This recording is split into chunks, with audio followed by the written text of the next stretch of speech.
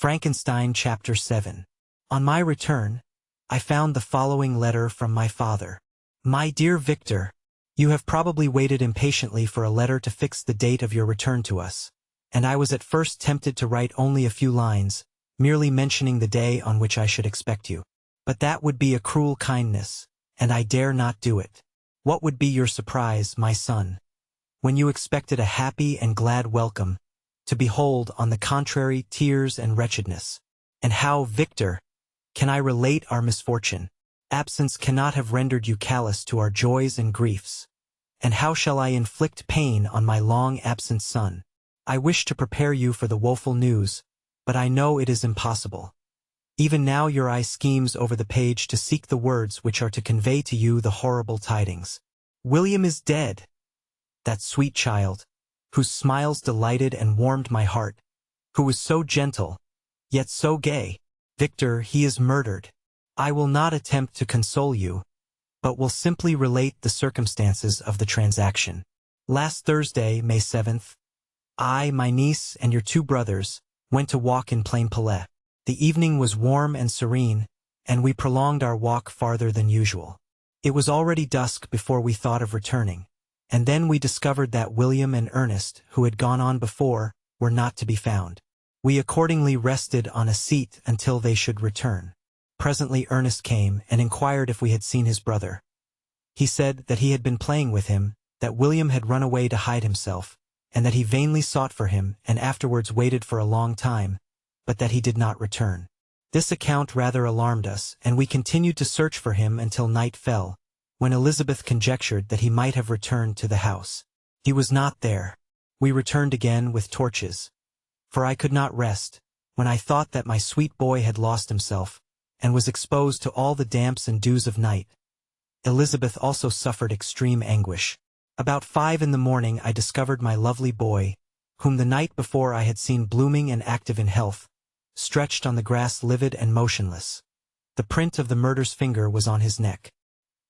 He was conveyed home, and the anguish that was visible in my countenance betrayed the secret to Elizabeth. She was very earnest to see the corpse. At first I attempted to prevent her, but she persisted, and entering the room where it lay, hastily examined the neck of the victim, and clasping her hands exclaimed, "Oh God!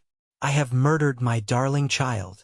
She fainted, and was restored with extreme difficulty. When she again lived, it was only to weep and sigh. She told me that that same evening William had teased her to let him wear a very valuable miniature that she possessed of your mother. This picture is gone, and was doubtless the temptation which urged the murderer to the deed.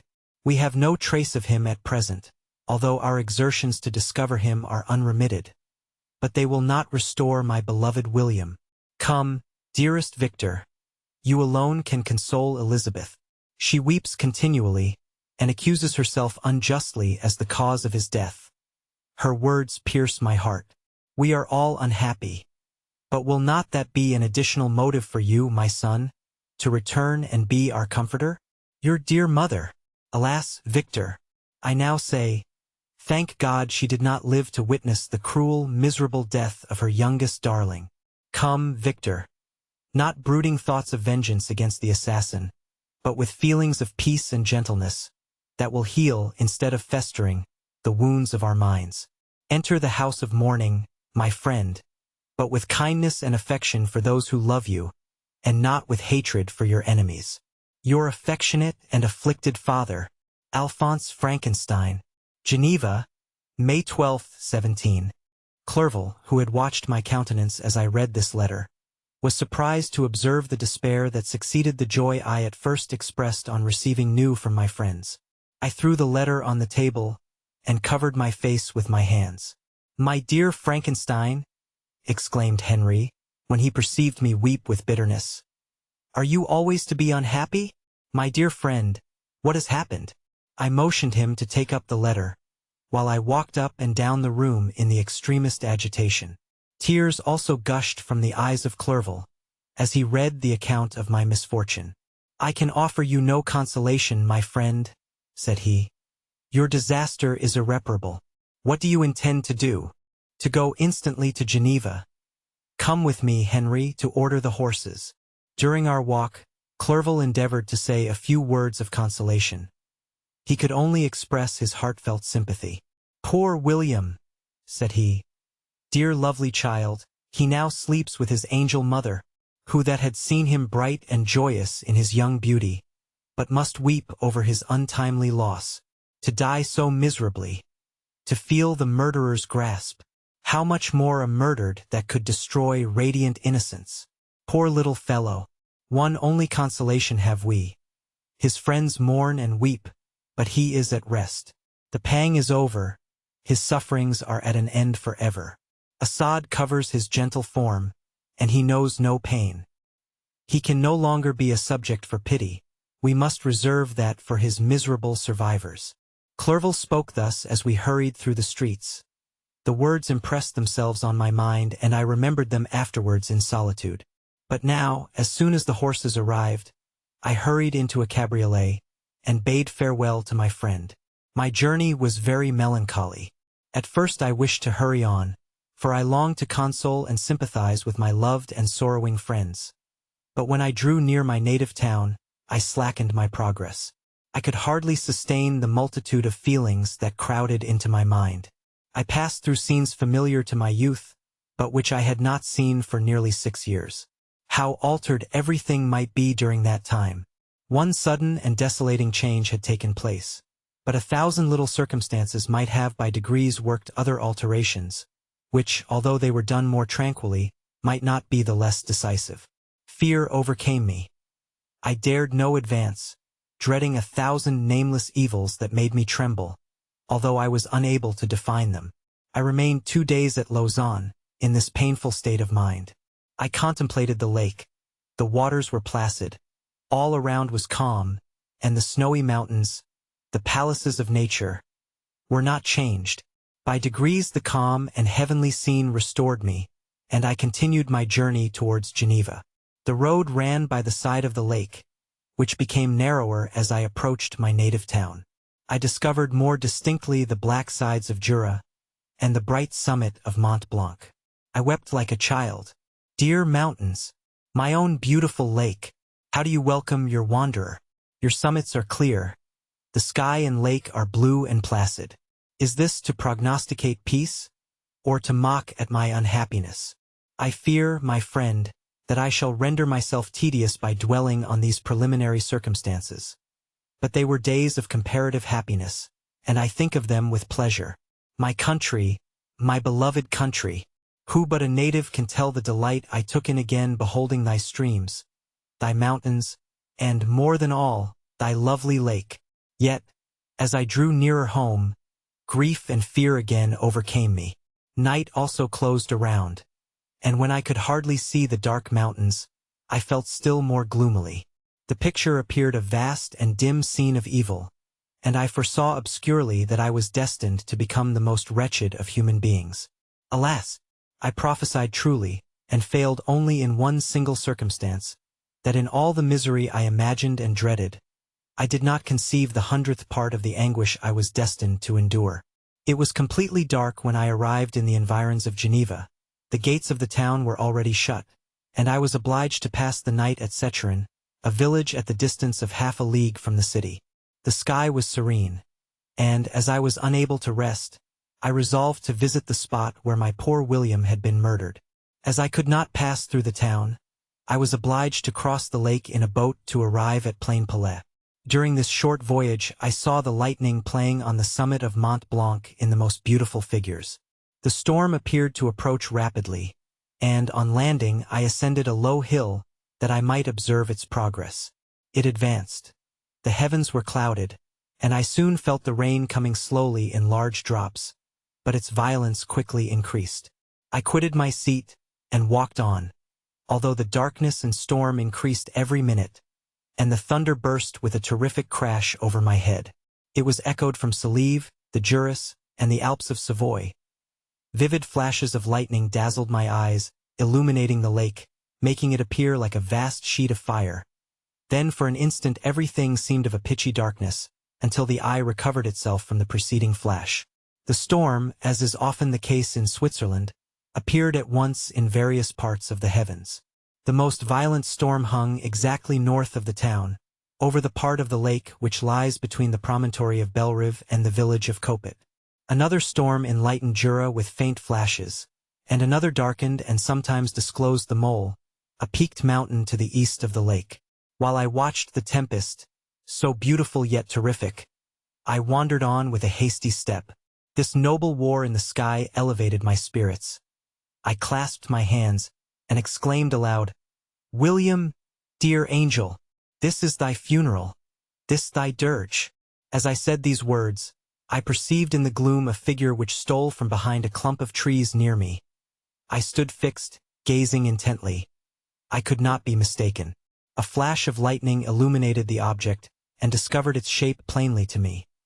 Its gigantic stature, and the deformity of its aspect more hideous than belongs to humanity, instantly informed me that it was the wretch, the filthy demon, to whom I had given life. What did he there? Could he be, I shuddered at the conception, the murderer of my brother? No sooner did that idea cross my imagination than I became convinced of its truth. My teeth chattered, and I was forced to lean against a tree for support. The figure passed me quickly, and I lost it in the gloom. Nothing in human shape could have destroyed the fair child. He was the murderer. I could not doubt it. The mere presence of the idea was an irresistible proof of the fact. I thought of pursuing the devil, but it would have been in vain, for another flash discovered him to me hanging among the rocks of the nearly perpendicular ascent of Mont Saleve, a hill that bounds Plainpalais on the south. He soon reached the summit and disappeared. I remained motionless.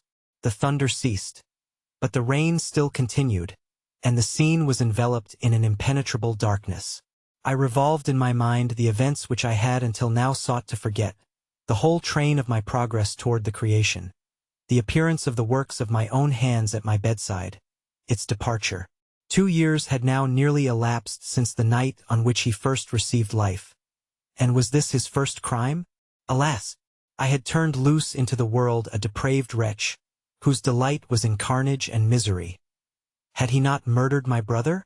No one can conceive the anguish I suffered during the remainder of the night, which I spent, cold and wet, in the open air. But I did not feel the inconvenience of the weather. My imagination was busy in scenes of evil and despair.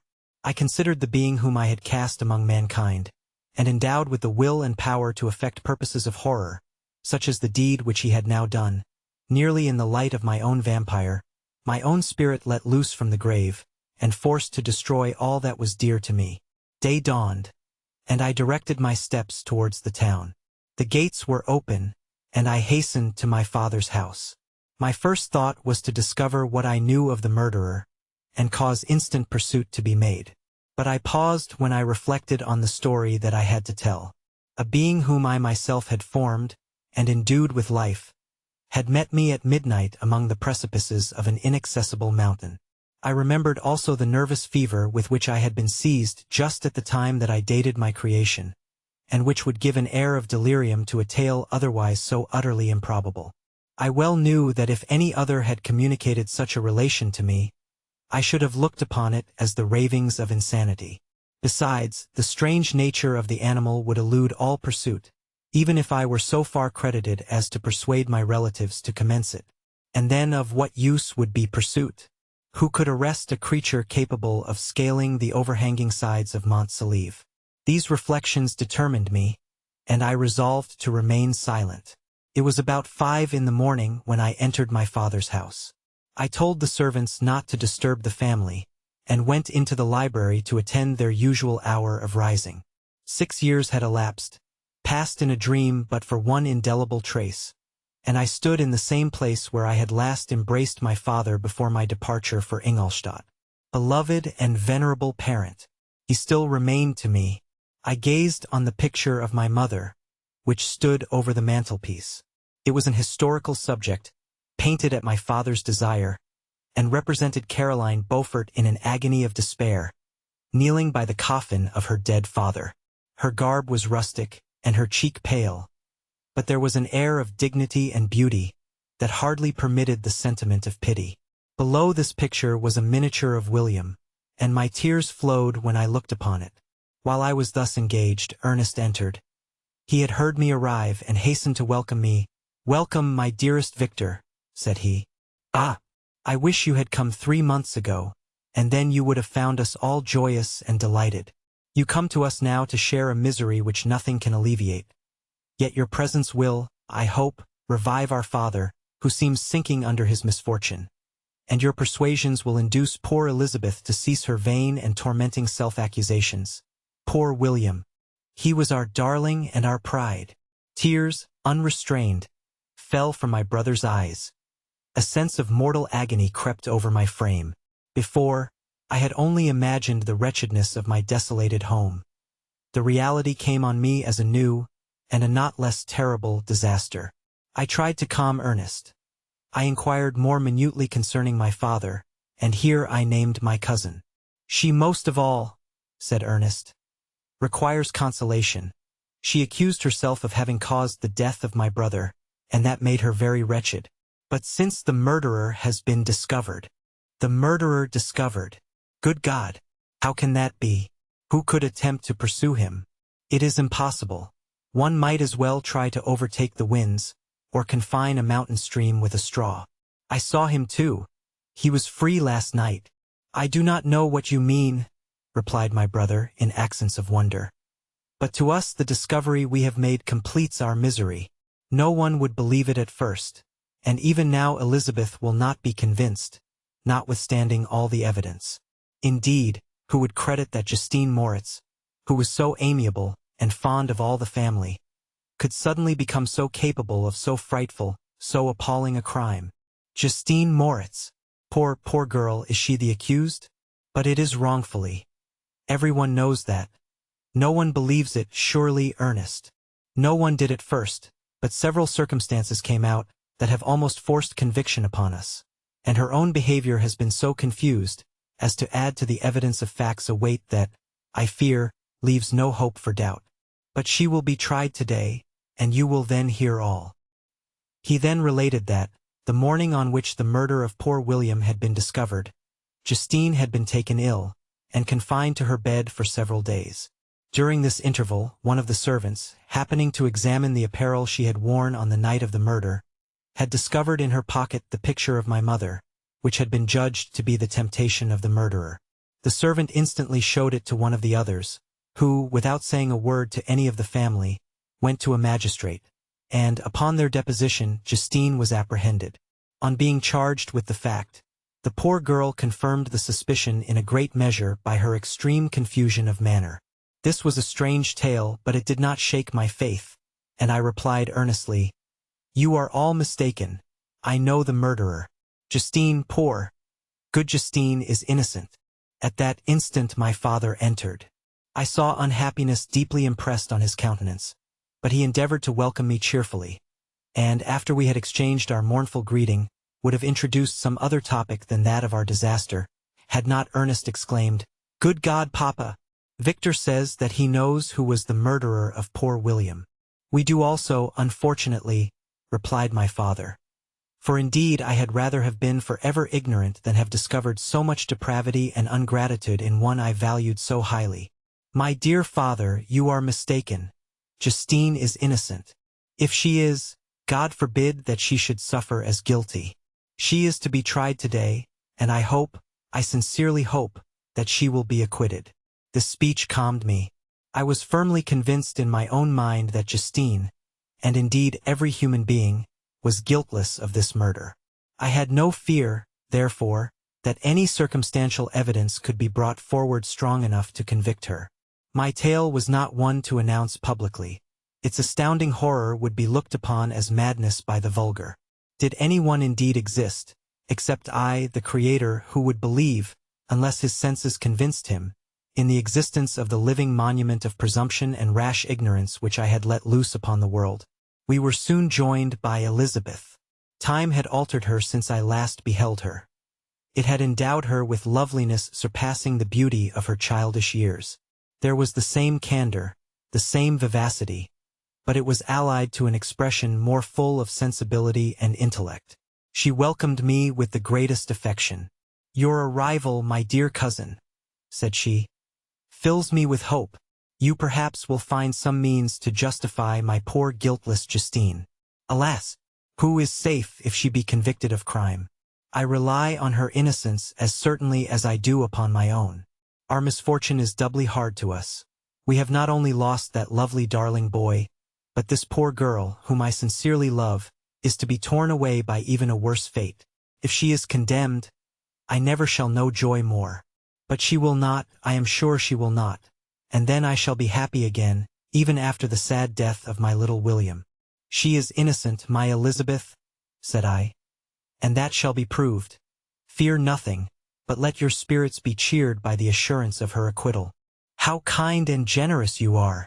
Everyone else believes in her guilt, and that made me wretched, for I knew that it was impossible, and to see everyone else prejudiced in so deadly a manner rendered me hopeless and despairing.